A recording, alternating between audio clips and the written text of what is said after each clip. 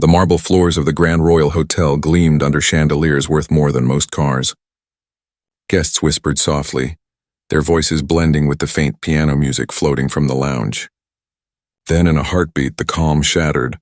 "Excuse me, sir, that card looks fake." The words sliced through the air. Every conversation in the lobby paused. The woman speaking stood behind the reception desk, elegant, confident, and absolutely certain of her judgment. Her name was Melissa Grant, the hotel's senior manager. She snatched the sleek black credit card from David Carter's hand, holding it high like evidence at a trial. "Everyone, look at this. Another scammer trying to play rich." The black card slipped from her fingers, clattering against the marble floor.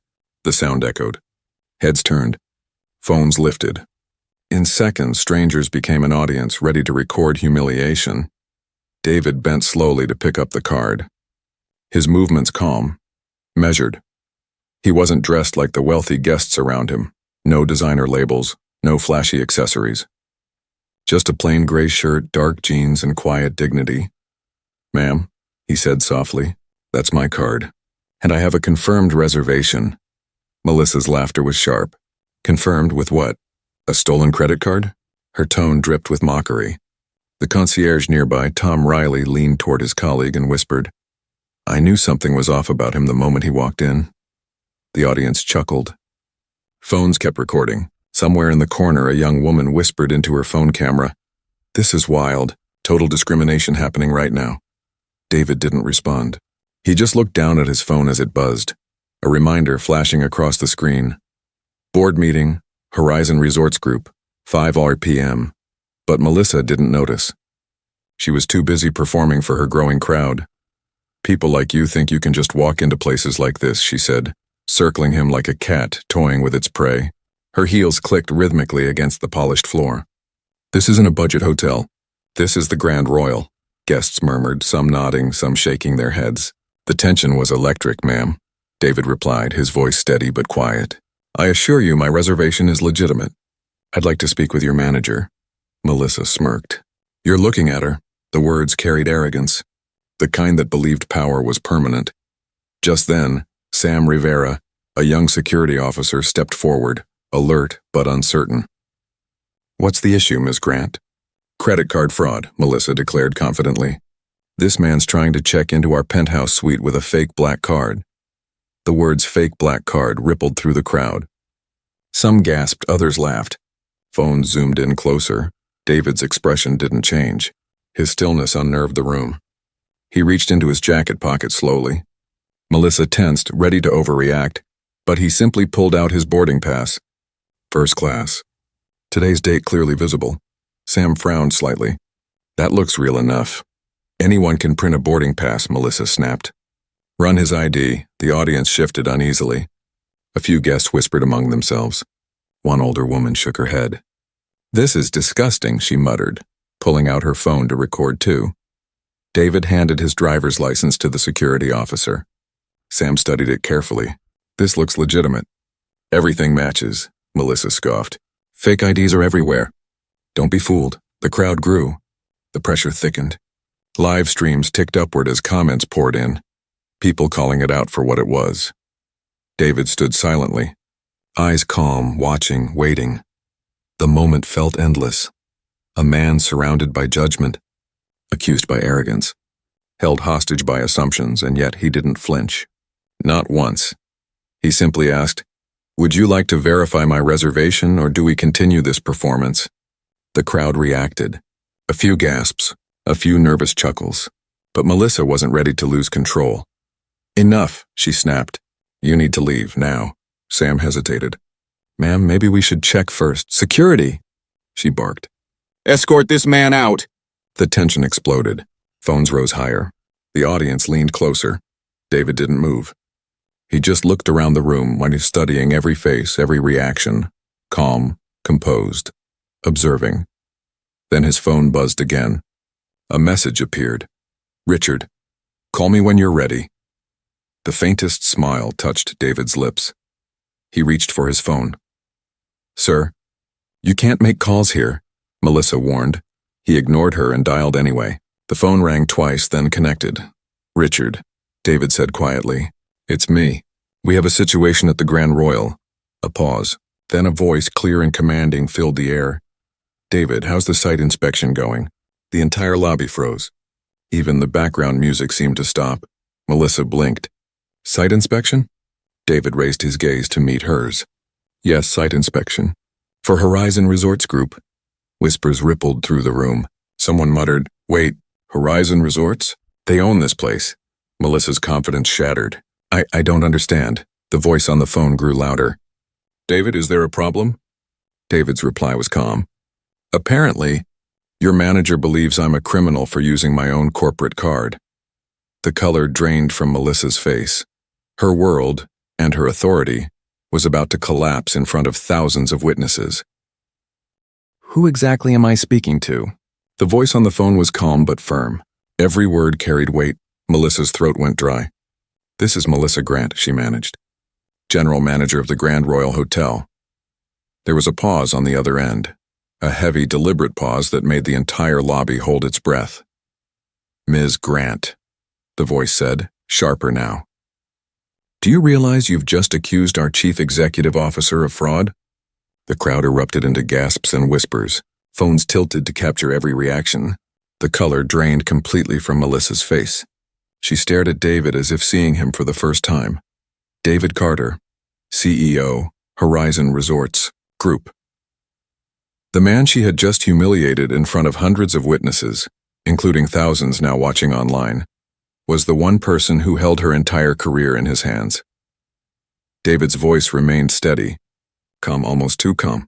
Thank you, Richard. I'll handle it from here. He ended the call. The silence that followed was thick enough to feel. Melissa opened her mouth, but her voice trembled. Mr. Carter, I didn't know. You weren't on the reservation list. I thought, that's right, he interrupted softly. You thought? He bent, picked up his black cardigan and dusted it off as if wiping away the last traces of her arrogance. You thought a man dressed simply couldn't possibly afford your penthouse. You thought my presence didn't belong here, and you didn't think for a moment that your assumptions might be the real fraud. The words hit harder than any shout. The crowd was dead silent now, waiting, watching. The assistant manager, Peter Lang, hurried in from the back office, his suit slightly wrinkled from rushing. What's going on? He demanded. David turned to him. Why don't you tell me? Peter looked at Melissa, at the gathered guests, at the dozens of phones still recording. Ms. Grant? Melissa stammered. It was a misunderstanding. I was just following protocol. David raised an eyebrow. Protocol? To insult paying guests? To throw their belongings on the floor? To accuse them of crimes because they don't fit your picture of wealthy? Peter tried to step in. Sir, perhaps we can discuss this privately. No, David said, his tone quiet but commanding. We'll discuss it here. Everyone deserves to see how Horizon handles discrimination. Every head in the lobby turned. Every phone stayed up. Mr. Carter, Peter began carefully, we had no idea. Exactly, David said. You had no idea who I was, and that's the problem. You treat people with respect only when you think they can harm your reputation, but respect should never depend on status. Melissa's eyes filled with panic. Please, Mr. Carter, I can explain. It was a mistake. He turned to her fully, his gaze steady. Mistake or mindset? The question hit like a slap. David reached into his wallet, took out a business card, and placed it gently on the counter. The crowd leaned forward to read it. David Carter, Chief Executive Officer, Horizon Resorts Group. Phones zoomed in, capturing every word. Guests gasped. One woman whispered, "Oh my God." Another man muttered, "She just insulted her boss's boss." Melissa's knees weakened. She grabbed the edge of the counter to stay upright. David continued, "This card you threw away pays your salary, funds your operations, keeps this building running, and yet you decided to humiliate the person behind it." His voice wasn't angry. It was disappointed, almost sorrowful, and that made it cut even deeper. Peter swallowed hard. "Mr. Carter, if I may." "Not yet," David said. He turned slowly, addressing the crowd. "You all saw what happened here. You saw how quickly judgment forms when appearance replaces understanding, how easily dignity is stripped away by arrogance." Every phone kept rolling. Every pair of eyes stayed fixed on him. David looked back at Melissa. "You have 3 options, Miss Grant." Her lips parted in shock. "What?" Option 1, immediate termination. Public apology, full cooperation with our internal review. Option 2, this hotel undergoes a full corporate audit. Every employee, every policy. If the report comes back negative, you lose your management contract. Option 3, I recommend to the board that we sell this property entirely, which would put 200 people out of work. Melissa's voice cracked. Please, you can't do this. Your career didn't put you in this position, he said. Your decisions did, the crowd murmured. Some nodded. Others just stared, stunned. Peter's phone buzzed.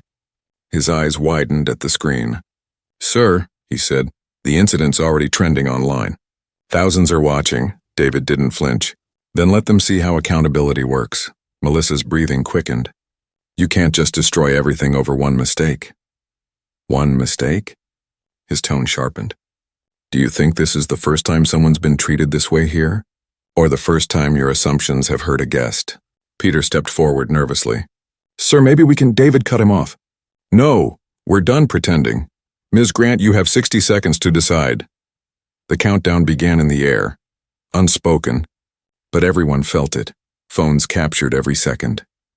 Melissa looked around desperately, at the staff who avoided her eyes, at the guests who glared, at the cameras that would never forget this night. Her voice was barely a whisper. I choose Option 1. Say it clearly, David said. She swallowed hard. Immediate termination and public apology. David nodded once. Good. Mr. Lang, you're acting manager effective immediately. Ms. Grant, surrender your badge and keys. Peter hesitated but obeyed. Melissa's shaking hands unclipped her badge. She placed it on the counter like it weighed 1,000 pounds. The moment was absolute silence. David's phone rang again. He answered calmly. Yes, Richard. A new voice came through, firm and professional. David, this is Patricia Wong, legal counsel. We've been monitoring social media. The video's viral. Has action been taken? Yes, David said. Immediate termination. Policy review underway. Good, stock's holding steady. Investors are praising your leadership. David's eyes never left Melissa's. Thank you, Patricia. Prepare a press statement emphasizing our zero-tolerance policy on discrimination. Effective immediately. Understood. He ended the call. The crowd buzzed with whispers. David turned to the staff. This isn't just about one person. It's about a culture, a mindset. From this moment forward, Horizon Resorts will not tolerate bias in any form. He looked around the lobby, his voice calm but resonant. Discrimination thrives in silence. It ends when someone decides to speak. And with that, he looked back at Melissa, the woman who had once held all the power, now standing pale and trembling, stripped of everything but regret. The balance of power had shifted completely, and the night was only beginning. Melissa stood frozen, her badge gone, her authority dissolved into the polished marble beneath her heels. The weight of 1,000 eyes pressed down on her. Phones still pointed, capturing her disgrace from every angle. Somewhere in the back, a guest whispered, "She's done." David turned his attention to the staff behind the counter. "Mr. Lang," he said, "I want the hotel's reservation system pulled up. Right now." Peter hurried to the computer, his fingers trembling as he typed. The screen glowed with the guest list, the penthouse suite clearly showing David Carter. Confirmed. David's tone was steady, but his words were cold. So it was there the entire time. Peter nodded weakly. Yes, sir. David looked around the lobby. You all saw how quickly assumptions can destroy respect. How easily pride replaces professionalism. This is exactly what's wrong in our industry. Sam, the security officer, spoke up nervously. Sir, I was only following the manager's orders. I didn't mean— David interrupted him, but not harshly. You hesitated. That means you still have conscience. Remember that. Sam nodded, relief mixing with shame. Then David's phone buzzed again. He answered, and his voice carried clearly through the tense silence. Patricia, give me an update. Her voice echoed faintly from the speaker. We're monitoring the feed. The video's trending globally now. Major outlets have picked it up. Public sentiment is overwhelmingly in your favor. People are calling it a defining moment for corporate accountability. David let that sink in before replying. Then let's make it one. He ended the call and faced the crowd once more. Everyone here tonight has become part of something larger than humiliation. You've witnessed what happens when prejudice meets power, and you've seen what happens when leadership answers with integrity. The guests stayed silent, captivated. David's words cut through the air like a quiet sermon. We cannot change the past hour, but we can change the next 100 years of how people are treated in spaces like this. Melissa, still standing near the desk, finally spoke through tears. Mr. Carter, I know I've made a terrible mistake. Please, let me explain myself. He looked at her for a long moment. His expression wasn't cruel, but it was unyielding. Explain to the people watching, not to me. They're the ones who deserve an explanation. She hesitated, her voice trembling. I'm sorry. I shouldn't have judged you or anyone. I let my pride and assumptions speak before I thought. David nodded slightly. Apology accepted. But forgiveness doesn't erase accountability. He gestured toward Peter. You're acting manager now. Make sure she's escorted to retrieve her belongings respectfully. No humiliation, no spectacle. We don't fix discrimination by creating more of it. Peter nodded quickly. Yes, sir. As Melissa walked toward the staff corridor, the crowd parted, but no one applauded, no one mocked. The silence was heavier than any insult. David waited until she was gone before turning to the guests. For those recording, keep recording. Transparency is the only thing that rebuilds trust. He took a deep breath. Now let's talk about what comes next. He pulled out his phone again and called Richard Hayes, his chairman. Richard, Patchen Legal, HR, and Communications. We're doing this right here, right now. The call connected to a small conference. Voices chimed in. Legal advisors, PR heads, HR directors. The crowd fell into stunned silence as a corporate board meeting began right in the middle of the lobby. Patricia, David said, we're initiating a full policy overhaul. Immediate. I want every Horizon property to implement mandatory anti-bias training within 48 hours. Zero tolerance for discriminatory behavior. Any violation means termination. Approved, Patricia replied firmly. Budget? $500,000 for initial rollout. $2 million increase in legal reserves for guest compensation protocols. I want every employee retrained on dignity, respect, and service equality. The crowd buzzed again. Guests stared as David turned a public humiliation into a company-wide reform, live before their eyes. A middle-aged man near the bar spoke up softly. Sir, I've stayed at your hotels for years.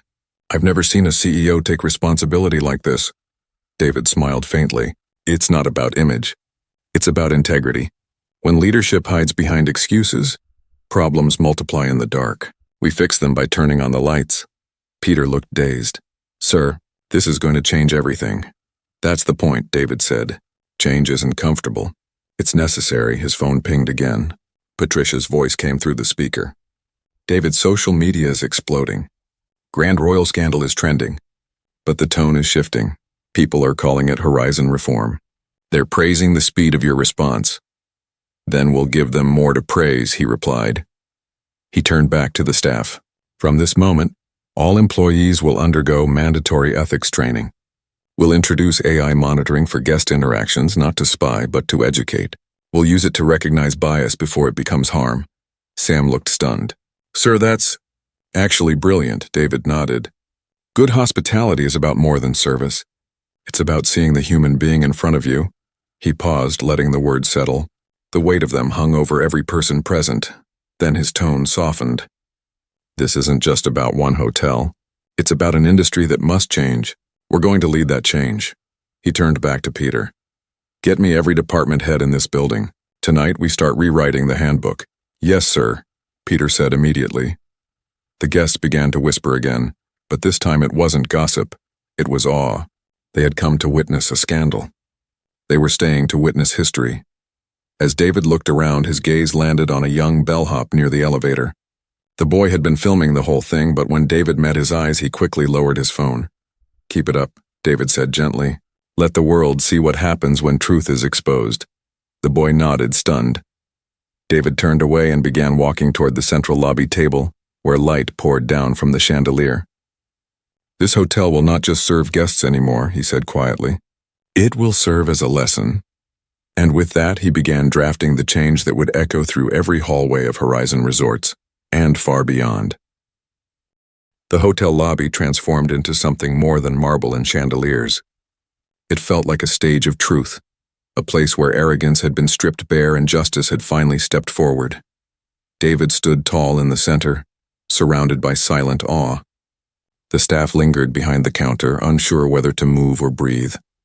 Guests still filmed, but their cameras no longer sought scandal. They sought inspiration. "Let's begin," David said quietly, pulling a tablet from his briefcase.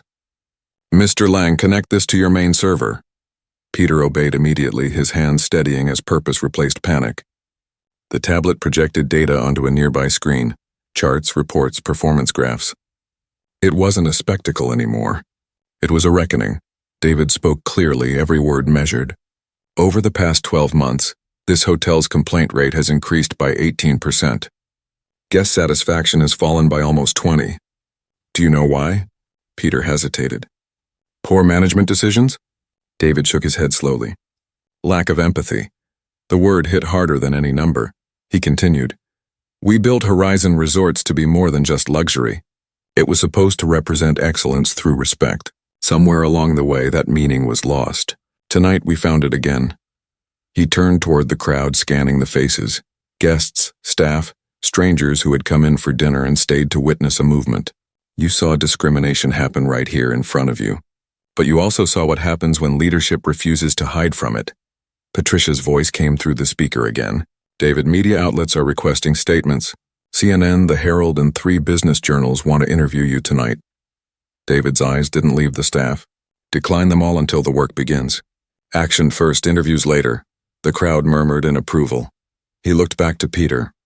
By morning, I want every department briefed. Training schedules drafted. HR will oversee anonymous reporting tools for guests and staff. Any report of bias gets reviewed directly by corporate. Yes, sir. David's tone softened slightly. And Peter, this includes you. You're acting manager now, but leadership means accountability.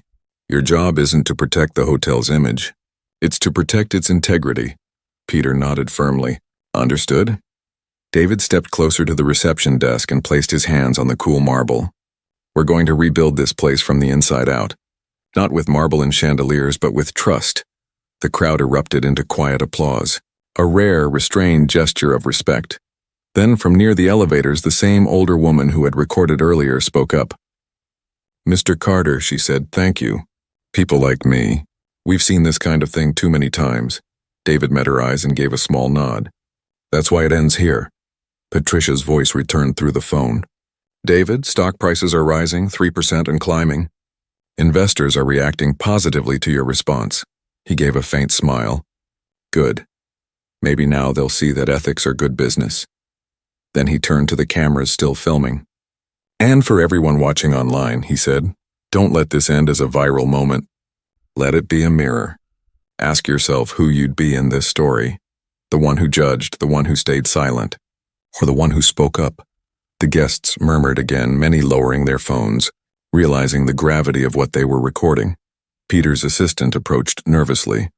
Sir, the legal department is on standby. They're drafting the new zero-tolerance policy now. Good, David said. Include this line at the top. Respect is not optional. I want that phrase engraved on every employee badge across all properties. The assistant blinked. Every badge? Every single one, David replied. Let no one forget why we're here. He paused and looked around the grand lobby. The gold fixtures, the pristine decor, the same beauty that had once disguised an ugly truth. Luxury means nothing without humanity. The sentence hung in the air, sharp and true. From somewhere in the crowd, a young employee whispered, He's changing everything. David heard it and turned to her. Not everything, just what should have been right from the start. He walked slowly toward the central staircase. Every step echoed through the lobby, a rhythm of resolve. At the top landing, he turned back to face them all. By tomorrow morning, this hotel will no longer represent exclusion. It will represent transformation, and that begins with every one of you deciding who you want to be when no one's watching. The silence that followed wasn't awkward. It was reverent. Peter cleared his throat. Sir, should we cancel existing reservations during this transition? No, David said. We don't close for change. We change while staying open. Guests will see our growth in real time. Then, as if on cue, another call came through his phone. Yes, Richard, David answered. The chairman's voice was clear. We've just convened the board. They want a live briefing from you now. David glanced at the crowd. Perfect timing. They can hear it straight from where it started. He switched to speaker mode. Gentlemen, board members of Horizon Resorts, you're live in the Grand Royal lobby. You're looking at the aftermath of discrimination and the birth of reform. There was silence on the other end, then a cautious voice. David, is this wise? Yes, he said. Transparency is the only path to trust. The board members listened as he laid out the plan. Policy reform, public accountability, cultural reset. Every executive on the call knew this would redefine the company forever. When he finished, there was a long pause. Then the chairman spoke. David, you've just changed the face of Horizon. You have our full support. The call ended. The entire room exhaled as one. For the first time that evening, David allowed himself a brief, weary smile. All right, he said softly. Let's get to work. He looked around the lobby, at the faces that had seen arrogance fall and accountability rise. Tonight, the Grand Royal isn't just a hotel. It's a turning point. The chandelier lights shimmered above him like quiet applause. He didn't realize yet how far this moment would ripple. Within hours, the footage would dominate headlines. Within days, government agencies would reference it in corporate ethics panels. And within weeks, competitors would start copying Horizon's reforms out of both fear and admiration. But for now, David Carter simply turned back to the front desk, his sleeves rolled up, ready to help draft the new future by hand. 3 months later, the Grand Royal Hotel didn't just shine, it radiated change. The same marble floors where arrogance once echoed now carried laughter, conversation, and warmth. Every guest who walked in was greeted with sincerity instead of suspicion. Every staff member stood taller, proud of where they worked and what they now represented. David Carter stepped into the lobby early one morning. The sun spilled through the tall glass windows, turning the air golden. He paused for a moment, remembering that night. The accusations, the humiliation, the silence before truth spoke. It felt like years ago. Peter Lang approached with a calm confidence that hadn't been there before. Morning, sir, he said. Quarterly results just came in. David smiled faintly. And? Guest satisfaction up 32%. Complaint rate down to 0. Revenue up 45% from last quarter. David exhaled slowly. So it worked. It more than worked, Peter said. We didn't just rebuild reputation. We rebuilt trust. The words hit deep. Around them, the staff moved with quiet energy, greeting guests, carrying luggage, smiling with genuine warmth. A new culture pulsed through the walls, one built on lessons carved from humility. David walked to the reception desk where a small brass plaque had been installed. 3 simple words were engraved. Respect is not optional. He brushed his fingers over the words as if sealing a promise. Patricia called just then. David, the industry's reacting. The Hospitality Federation just adopted Horizon's reform model as a national standard. Every major chain is implementing anti-bias protocols within the next 6 months. Good, he said. Then it's not just a company change. It's an industry shift. And one more thing, Patricia added. The video from that night? Over 2 million views. They're calling it the Grand Royal Reform. Universities are using it in ethics courses. David paused. 2 million witnesses, he said quietly. That's 2 million chances to change how people think. As he hung up, the familiar sound of the revolving doors caught his attention. A woman walked in carrying a worn leather bag. Her steps were hesitant. When she looked up, David recognized her instantly. Melissa Grant. She looked smaller somehow, her sharpness gone. Her voice was quiet but steady. Mr. Carter, she said. I came to apologize. Not for you, but for everyone who watched that video and saw a reflection of their own prejudice. David studied her face. She wasn't the same person who had humiliated him. There was sincerity now, shaped by the loss of pride. What are you doing these days? He asked. Volunteering, she said softly. Working with a non-profit that trains young hospitality workers on equality and ethics. Using my failure to teach them what not to become. For a moment, David said nothing. Then he nodded. Good, keep doing that. Redemption doesn't come from saying sorry. It comes from what you build afterward. Tears filled her eyes. Thank you for giving me a chance to rebuild even after I ruined mine. He didn't respond with sympathy or pride, just quiet understanding. Take care of yourself, Ms. Grant. She left without fanfare, but her presence lingered like a closing chapter that finally found peace. As the day unfolded, guests arrived from around the world. Reporters still dropped by occasionally, but the cameras no longer looked for scandal. They came to capture transformation. In a nearby lounge, a young employee was helping an elderly couple check in. The woman dropped her pen and he knelt quickly to pick it up, smiling warmly as he handed it back.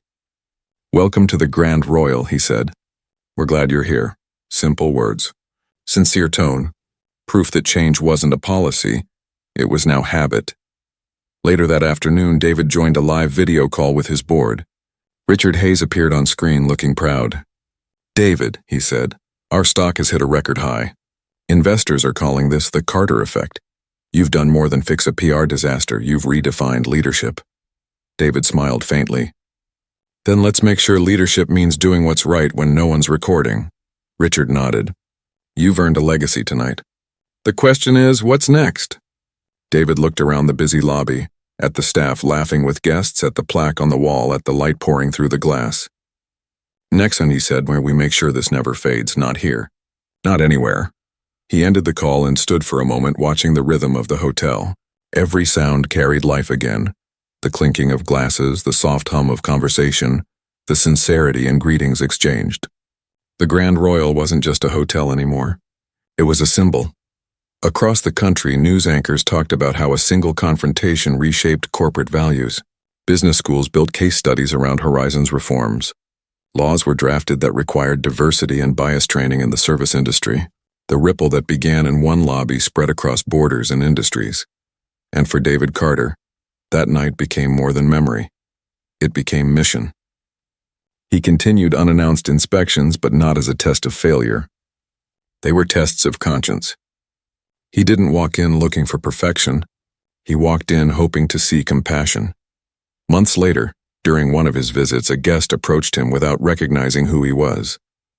"You know," she said, smiling, "there's something different about this place. You can feel it. It's like everyone genuinely cares." David smiled. "That's the idea," he said. The guest laughed. "Whoever runs this company, tell them they're doing it right." "I'll pass that along," he said, his voice soft. That night, he stood once more in the quiet lobby. The chandeliers glowed above, casting warm light across the polished floors. He thought of how quickly power can twist people, how humility can rebuild them, and how one decision can change the direction of an entire industry. He whispered to himself, "Justice isn't loud, it's steady." And as he walked toward the elevator, his reflection followed in the marble. No longer the man who'd been humiliated, but the man who turned humiliation into history. The doors closed quietly behind him. The story didn't end with applause or headlines. It ended with change and the knowledge that sometimes the quietest voice in the room carries the greatest power.